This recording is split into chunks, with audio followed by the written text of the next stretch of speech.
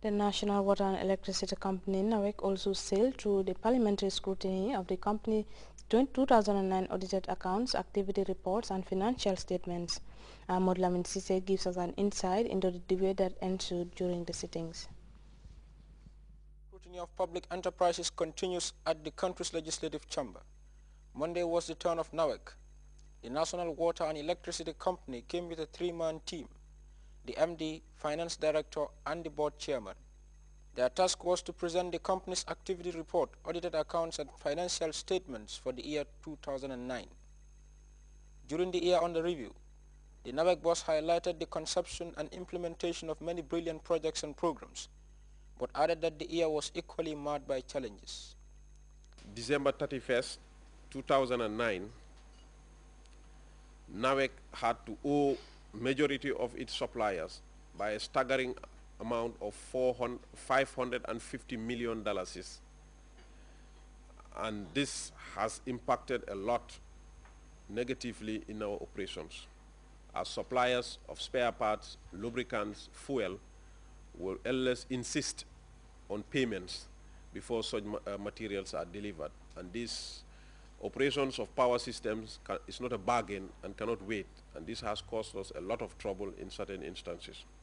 The presentation of the audited accounts by the company's finance director and the long exchange of observations and responses between the external auditor and the company's finance director cleared the way for analysis by National Assembly members.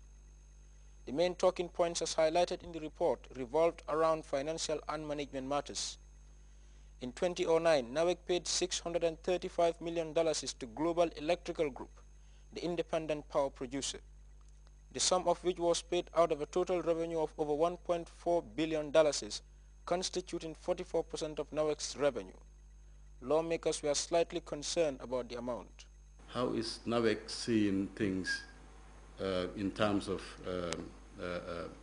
all their revenue being paid to GEG, and also if in the future GEG is not around, what capacity does NAWEC have to be generating the required energy on its own?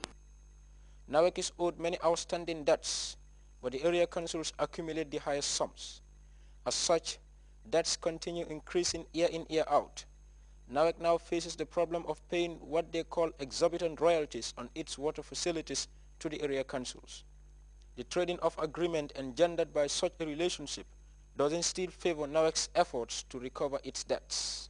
Last year, we were very much, that is the joint PSC-PC committee, was very much perturbed with the huge amounts of money owed to NAWEC, especially the monies owed by the councils. And the MD has reported that these sums are still, or some of these sums are still outstanding, whilst at the same time you are paying royalties to the councils, the sums of which, to borrow the term from our report, are astronomical. Another part of the activity report that elicited remarks at the National Assembly is the disconnection campaign conducted by NAWEC. Although this exercise is lauded as useful, the team, it is suggested, should be subjected to scrutiny. For Alaji TSA Njai, NAWEC should be generally more proactive. You look at NAWEC's costs. Virtually cost of sales is neck and neck with revenue. Virtually. NAWEC's MD, Ibrahim Sanyang, in response, said the points raised are not without justifications. Being in this business, we know what pertains in other countries. There are huge subsidies to electricity operators in other parts of West Africa, in fact, even neighboring Senegal.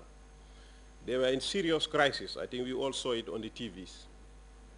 But the government have to come with an emergency package of an emergency power system of 30 megawatts, which is diesel.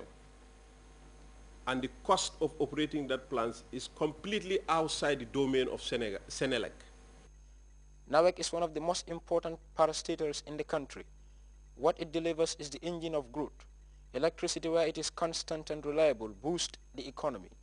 But where it is erratic and epileptic, business is hampered and investment reduced. However, before NAWEC raises its profile to the level of a constant and dependable electricity and water company, it will have to deal with the genuine concerns raised by its auditors. If there are any options to explore as of now, they are renewable energy sources and prepaid metering, for instability of fuel prices and its mismatch with current electricity tariffs have already put the company under a lot of strain. Modou Lamin Sise, Grts News. You can also follow that story on other GRTS programs live on our website at www.grts.gm. There you can also monitor GRTS Radio Live. We now take our first break. We'll be right back. ñoo fas yéene ànd ak Assane Ndiaye ak géwél gi fii ci Gambia ci album bu bees tax ci ñetti guddi yoo xam ne kuñ ko nettalil ku ne mu métti la dinañ ci ànd ak ay ndaanaan fii ci Gambia ku mel ni Jaliba Kouyaté borom Kumaare Baan Modou Kara Gueye ndaanaan dëggantaan guru gi xale bi wéy lu neex géwél gi fas yéene ànd ak yeneen ni ndaanaan bàyyi ko fële ci Sénégal keroog ree ba fat Baby Aïssa ak Serigne Gagne lii benn guddi lay doon nanaa leen album bu bees déggal lii Friday 27 January gala fële ca Sénégambia ñu leen di laaj $1,000 kese. Saturday 28 January ngandum dance fële ca Teranga ñu leen di laaj $300. Sunday mooy tàggatoo bi nag fële ca Dream Park xale yi ñu leen di laaj $100 mag ñi $200 ci ngandum show Assane Ndiaye ak ngéwél gi fii ci Gambia proudly sponsored by Global Properties ñi yombal dëkkuwaay.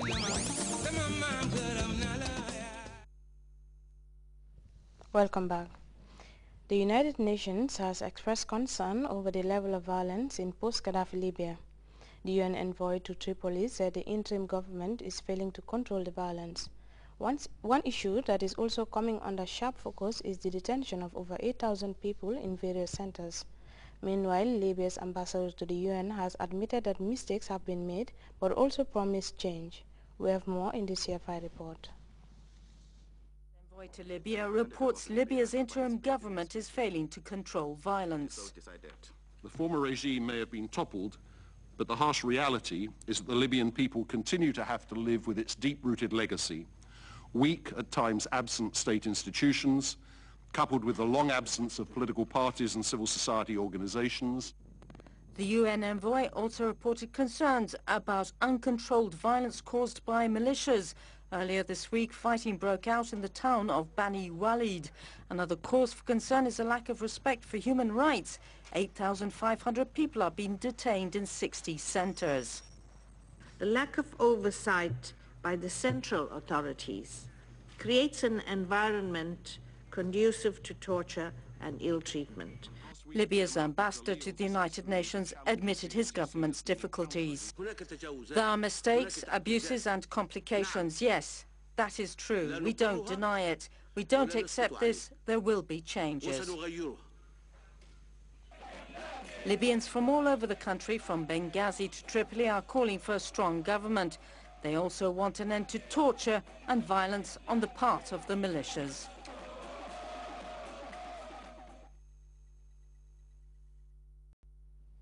Months after the post-electoral violence that has rocked the Ivory Coast, authorities there have started the difficult task of exhuming mass graves. The exercise that is attracting scores of onlookers is serving as a grim reminder of the about 3,000 lives lost in the civil war. For more on that, let's go with the CFI report. A shallow grave was found beside these houses in the Yopougon suburb of Abidjan. Investigators in Côte d'Ivoire suspected that the grave contained the bodies of victims killed in the post-electoral violence. Ivorian authorities have ordered the exhumation of the bodies. A crowd gathered at the site. Witnesses say that the victims were murdered by members of a pro-Gbagbo militia soon after he was ousted from power. 2 students are buried here. They were meddling in politics rather than going to school, we were told. If we did the same, we would be killed too. Here's the proof. We buried them while there was shooting going on all around us. After we buried one, we'd run for cover and then start on the next. It's not how we would have buried them. The first body is removed. The only certainty is that the victim is a man. Authorities refuse to speculate further. Maintenant, à situer la responsabilité.